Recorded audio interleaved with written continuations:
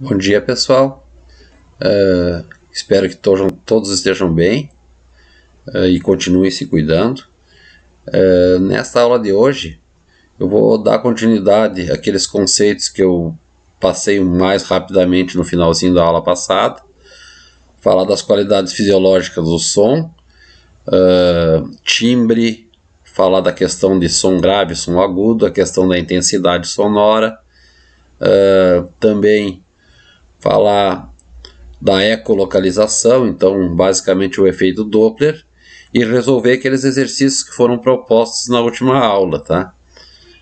E alguns que vão ser propostos nessa aula que segue também, tá ok? Então, eu tinha parado nas qualidades fisiológicas das ondas sonoras.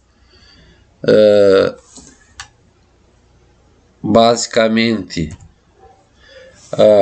as ondas sonoras são ondas mecânicas, então elas precisam de um meio para se propagar, e esse meio para nós humanos é o ar, mas pode se propagar por um metal também.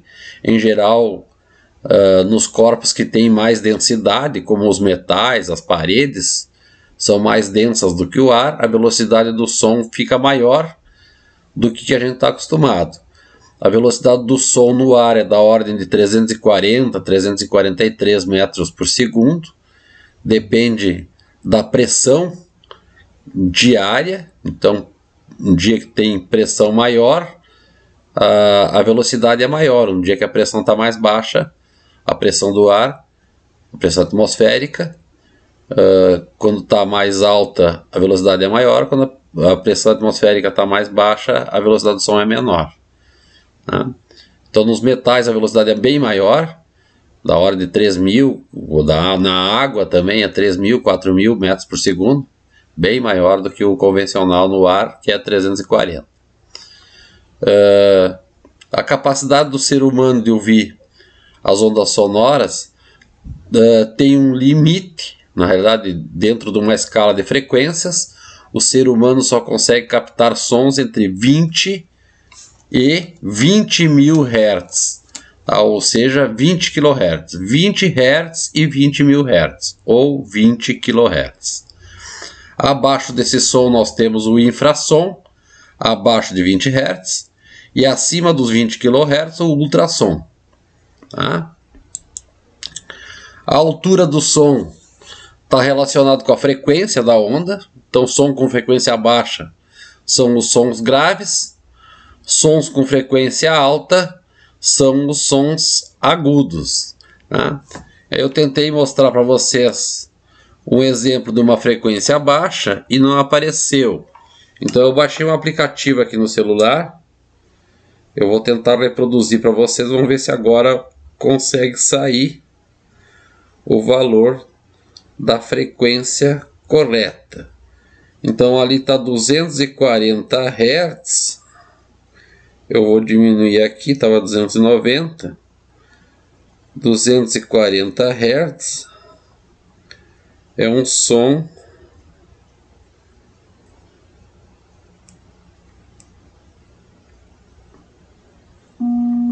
assim.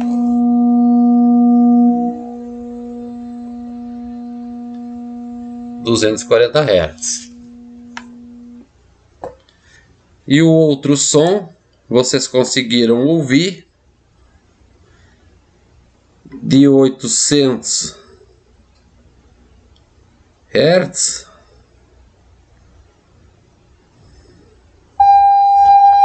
Seria esse som aqui. Então o primeiro som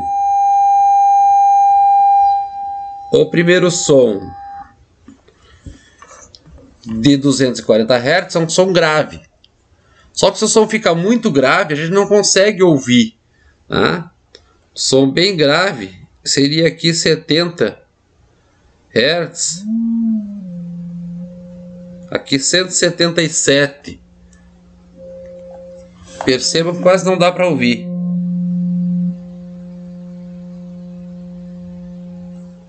Tá? Se colocar 200 Hz, o som também quase não dá para ouvir, né? Então, com esse frequencímetro aqui, vocês conseguiriam ouvir os sons com mais facilidade, tá? Então aqui está em 200, eu vou aumentando. 800, 1000, 1200, 1500, 2000 Hz. Então aí nessa demonstração que eu fiz com o som, começou num som bem grave, 200 Hz, e foi aumentando até 2000 Hz, onde a frequência é mais alta. Então teríamos sons graves, próximos aos 240, e sons agudos lá acima do 800, com frequências mais altas, tá bem?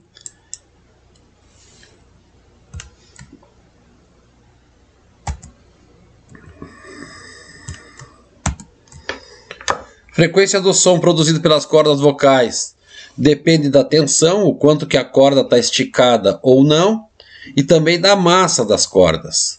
A estrutura do homem e da mulher são diferentes. No homem, a massa das cordas vocais é maior, portanto os sons são mais graves, as frequências são mais baixas, tá? Então a gente diz que o som mais usual da voz do homem é o som de barítono, está associado aí com os sons, os tons sonoros para se cantar num coral. Então o som do homem é barítono, frequências menores, enquanto que para as mulheres as frequências fundamentais começam aqui em 250 Hz, ainda é um som baixo, mas ela consegue atingir frequência bem mais alta. Portanto, a gente diz que a mulher está no som associado com o soprano, tá? Que é um som mais agudo, tá?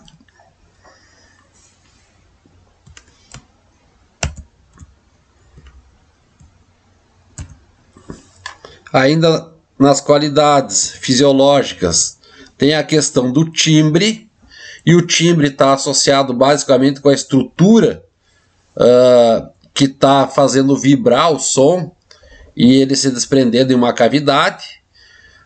Então a gente pode ter diferentes timbres dependendo de qual instrumento que a gente está tocando, tá?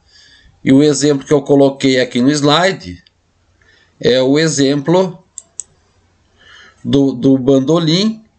Então o Lá do bandolim é esse, enquanto que o mesmo Lá com a mesma frequência para outro instrumento, que é o piano, é esse, tá? Tem uma diferença bem perceptível. Bandolim,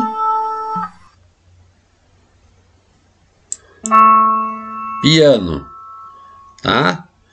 E poderia ter o Lá de uma flauta, o Lá de um saxofone com a mesma frequência, e cada um desses instrumentos tem um timbre diferente por causa da estrutura das cavidades sonoras aonde o som está se propagando, tá bem? Ainda na qualidade fisiológica das ondas sonoras tem a intensidade, que a gente conhece mais como volume, que está relacionado à amplitude da onda sonora. Então aqui a amplitude pequena, então a amplitude seria a distância entre o pico mais baixo da onda e o pico mais alto. A essa distância entre essas duas linhas pontilhadas aqui tem uma amplitude pequena, aqui tem uma amplitude média e aqui tem uma amplitude bem maior. Então quanto maior essa amplitude, seria esta última onda aqui, maior é a intensidade da onda, maior é o volume da onda, tá?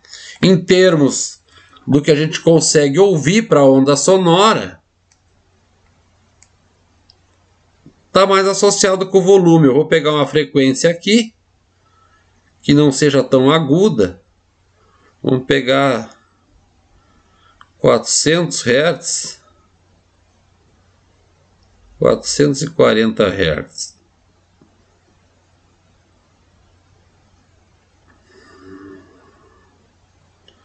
440 Hz.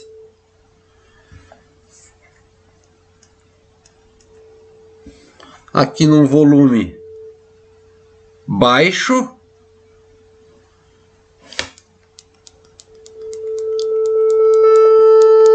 E aqui num volume alto. Tá? Então está associado com o volume, eu vou baixando o volume, eu vou aumentando o volume.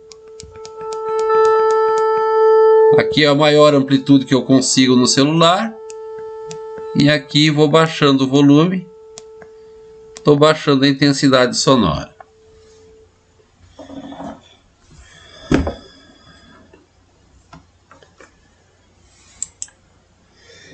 Efeito Doppler.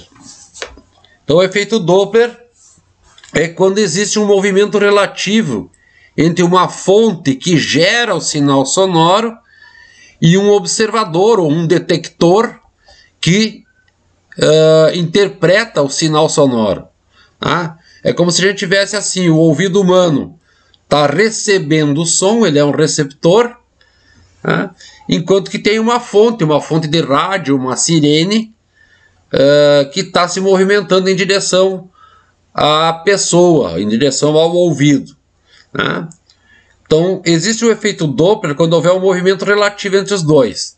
Então, pensem, o ouvido está aqui, deixa eu voltar na outra câmera, aqui, o ouvido está aqui, a fonte está aqui. Então, se a fonte se movimentar em direção ao ouvido, tem movimento relativo entre os dois. Se o ouvido se movimentar em direção à fonte, também tem movimento relativo. E a gente pode ter dois tipos de movimento relativo. A fonte se aproximando do detector, do ouvido, ou podemos ter o ouvido se aproximando da fonte. Ou ainda ter a fonte se afastando do ouvido, ou o ouvido se afastando da fonte. Tá? Nessas situações, as frequências que são percebidas pelo ouvido, pelo detector, são diferentes. Tá? Então aqui demonstra-se a situação de uma ambulância e dois observadores, dois detectores. Deixa eu ver se volta o sinal do mouse aqui. Dois detectores, uma mulher que está percebendo a ambulância com a sirene ligada se afastando, então a frequência que ela percebe é uma frequência menor. Enquanto que tem um homem do lado direito, aonde a ambulância está se aproximando. E quando ela está se aproximando, as camadas de onda, os feixes de onda ficam mais próximos, de tal forma que a frequência percebida pelo homem é maior. E aqui está mostrando uma onda basicamente em função do tempo. Então aqui ficou mais distante o espaçamento entre esses picos aqui, um mais longe do que o outro, tá? Dois picos da onda. A distância ficou daqui até aqui, enquanto que aqui ficou bem pertinho uma da outra. Tá? Em termos de tempo, na horizontal, essa aqui teria uma alta frequência, essa aqui teria uma baixa frequência, uma percepção de baixa frequência. Tá? A frequência da onda não muda, mas a onda que é percebida pelo observador, que vai ser um desses dois aqui, ou a moça ou o homem, eles percebem mais frequência ou menos frequência, certo? Ou então baixa frequência ou mais frequência. E aí, aquela tabela que eu apresentei para vocês na outra aula, se a fonte estiver se aproximando do observador e o observador se aproximando da fonte, a frequência que é percebida pelo detector, pelo observador, quem está ouvindo o som, vai ser a frequência original que foi emitida pela fonte, vezes a velocidade do som que aparece aqui em cima, a velocidade do som no meio. Aqui está usando 343 metros por segundo. Na parte do numerador, os dois se aproximando, é mais V0 em cima e menos VO, velocidade do observador, e embaixo é menos velocidade da fonte. Então, caso aqui o V0 fosse 0, o observador tivesse parado, tá? a frequência fica maior, porque o termo que está dividindo vai ficar menor. Esse termo aqui embaixo fica menor, porque eu estou descontando a velocidade da fonte. Então, se V0 é 0, aqui vai ter o valor da velocidade. Velocidade menos a velocidade da fonte no denominador faz uma frequência maior aqui. Tá? Se por outro lado nós tivermos a fonte parada e o observador se aproximando, tá? A gente coloca a velocidade da fonte igual a 0. Esse termo aqui embaixo vai ser igual a 0. Tá? VF igual a 0. Então o que vai acontecer? Aqui em cima vai aparecer uma soma. Velocidade do som mais a velocidade do observador. E a frequência percebida pelo observador ainda é maior. Tá? Então a frequência que aumentou. Tá? Por isso o efeito Doppler. Aqui na situação de baixo, a fonte está se afastando e o observador está se afastando. Os dois estão se afastando. Então, para essa situação, a equação mais geral é essa aqui. Aqui também em cima, se tiver os dois se aproximando com velocidades diferentes, VO e VF, tem que usar toda a equação. Para nós, a gente vai usar ou o observador está parado ou a fonte está parada. Tá? Mas se fosse uma situação geral, o observador e fonte se movimentando ao mesmo tempo, se os dois estiverem se aproximando, fica uma soma no numerador e uma subtração no denominador. Se os dois estivessem afastando, tanto a fonte quanto o observador, fica uma subtração no numerador e uma soma no denominador. Vale lembrar que se eu colocasse o observador parado e a fonte se afastando, esse termo aqui é 0, esse termo é 0, VO é 0, e vai sobrar uma soma no denominador. Então a frequência vai ficar menor. Aqui, quando tiver a fonte se aproximando e o observador se afastando. Tá? Então, fonte se aproximando, observador se afastando. Aí os sinais ficam trocados aqui. Fica menos em cima e menos embaixo. E quando tiver a fonte se afastando e o observador se aproximando, aí fica 2 sinal de mais. Então, essa aqui é uma equação geral para o efeito Doppler, onde a gente consegue calcular as frequências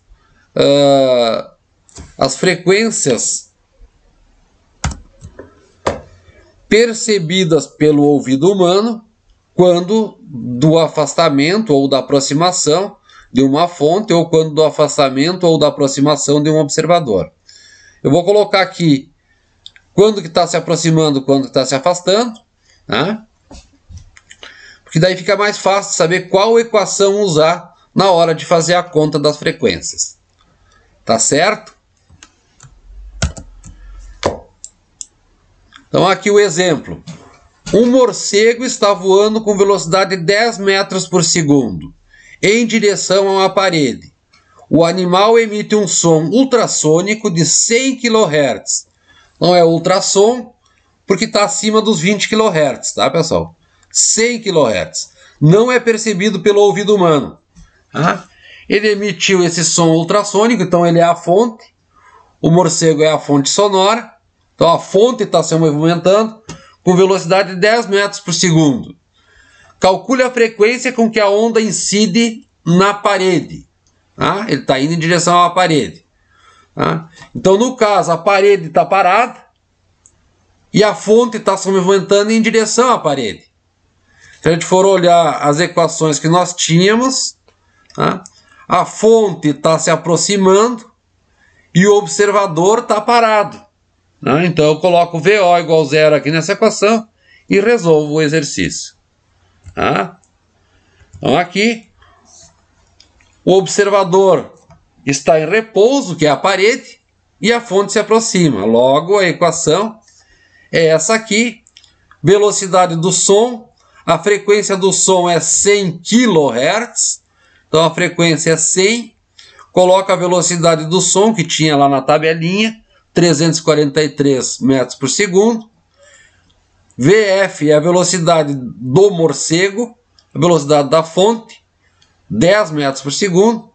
Faz essa continha, multiplica por 100, vai dar 103 kHz.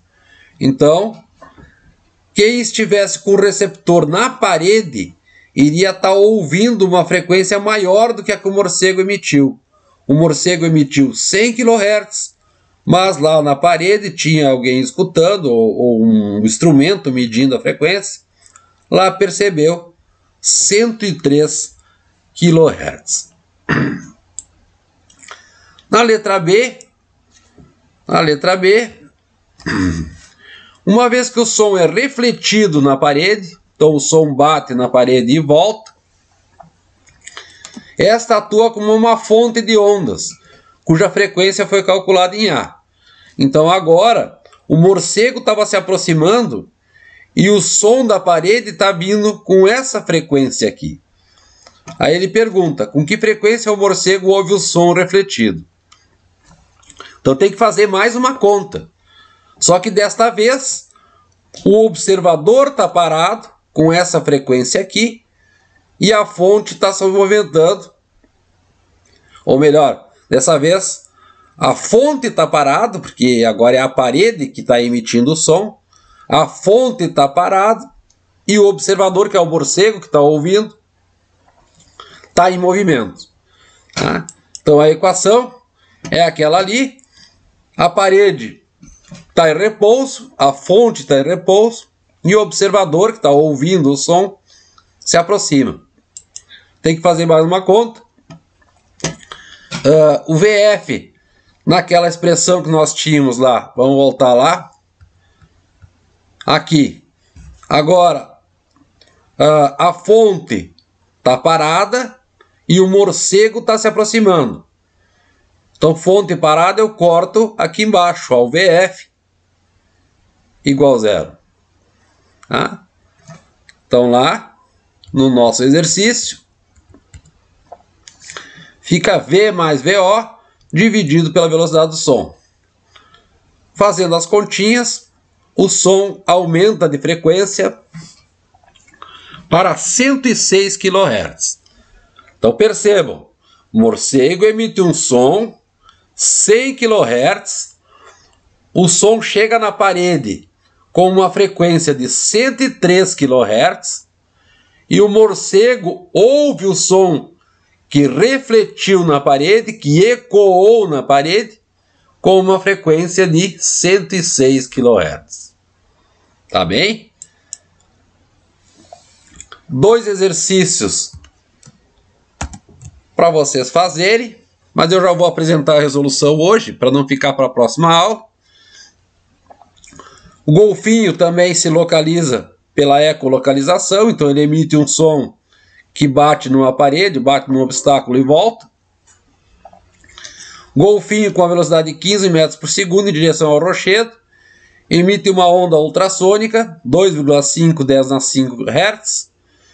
Velocidade do som na água, 1478 metros por segundo.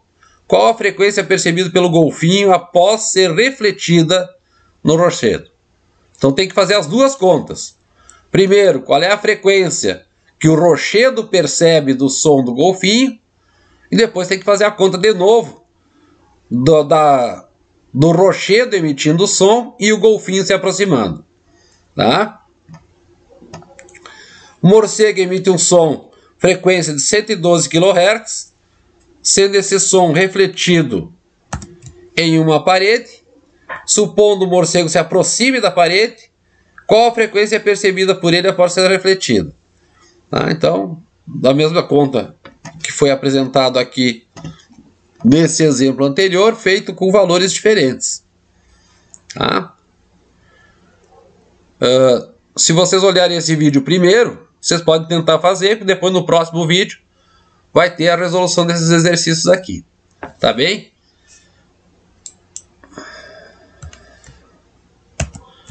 O som e os animais. Os cães podem ouvir frequências mais baixas e também mais altas do que aquelas que o ser humano está acostumado. Tá? Então aqui o cachorro ouve som de 15 Hz, que o ser humano não ouve, e frequência de até 50 Hz, onde o ser humano vai até só 20 kHz. Tá bem?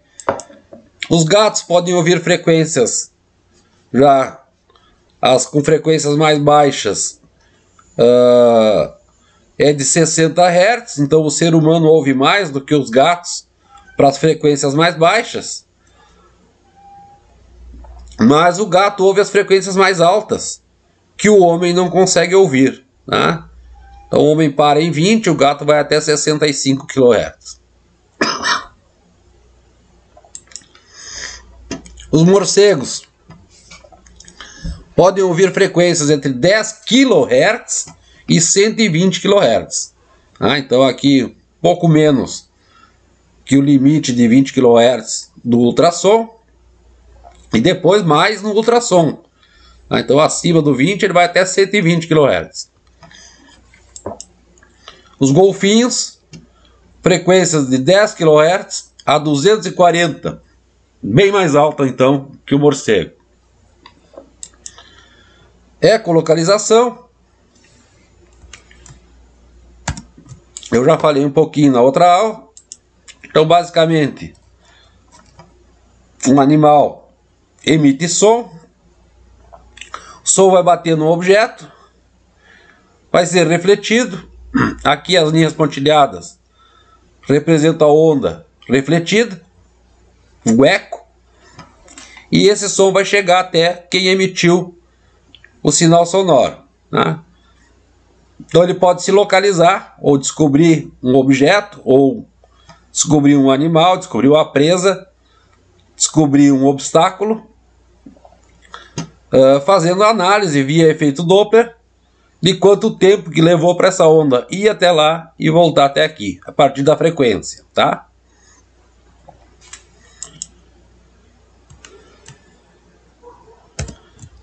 Então aqui em A onda foi emitida pelo morcego, ele tem uma cavidade, consegue emitir o som. Próximo à faringe, a faringe dele tem uma estrutura mais larga do que o convencional. Ele emite o som próximo à faringe. O som bate numa presa que é refletido, né, aqui na presa, no obstáculo, e retorna até o morcego. E as orelhas deles, assim como a nossa orelha, são utilizadas para localizar de onde está vindo o som, tá? Para amplificar o sinal que está chegando, tá? Esse som que ele emite é chamado de estalido, tá? Pulsos ultrassônicos. Em torno, ao se preparar para voar, 20 estalidos por segundo. Quando está voando à procura de alimentos, a frequência que ele emite é da ordem de 82 kHz. Aí, ultrassom, o ser humano não percebe, mas ele emite esse som para conseguir se alimentar. Os golfinhos, eu falei na outra aula, tem aqui uma parte que concentra, o pessoal diz que é como se fosse um cérebro, mas na realidade não é. É uma estrutura que consegue gerar ou emitir os sons com as frequências ultrassônicas. O som sai dessa região chamada de melão, vai até a presa, é refletida na presa, forma o eco, tá? Aqui estão as ondas que foram emitidas em azul, e as em vermelho, as ondas que foram refletidas. Então o eco, que entra por uma cavidade que tem aqui embaixo e vai até o ouvido interno, onde ele percebe a distância que a presa está para ele se alimentar, tá? Ele consegue perceber objetos a distâncias bem grandes, 1.500 metros, então 1,5 km de distância, por causa da frequência dos sons que ele emite. Os pássaros, Steatorni caripensis, então aqui parece uma pomba, Emite estalidos 6,1 kHz a 8,75 kHz. Então esse aqui a gente consegue ouvir. A Colocalia bevirostris unicolor, 3 kHz a 4 kHz. Também para se alimentar, ecolocalização e localiza obstáculos e assim por diante. Então, além da visão, né, pessoal, eles têm a localização pelo som. Outros mamíferos, o porco da Guiné, Cavia cobaia, estalidos de até 54 kHz, então ultrassom, o ser humano não ouve, mas ele emite esse som. E o rato norvégicos, pulsos 19 kHz até 29 kHz, mas a hora que ele dá uma bufada, o seu bufar pode chegar até 80 kHz. Tá? Então, com isso,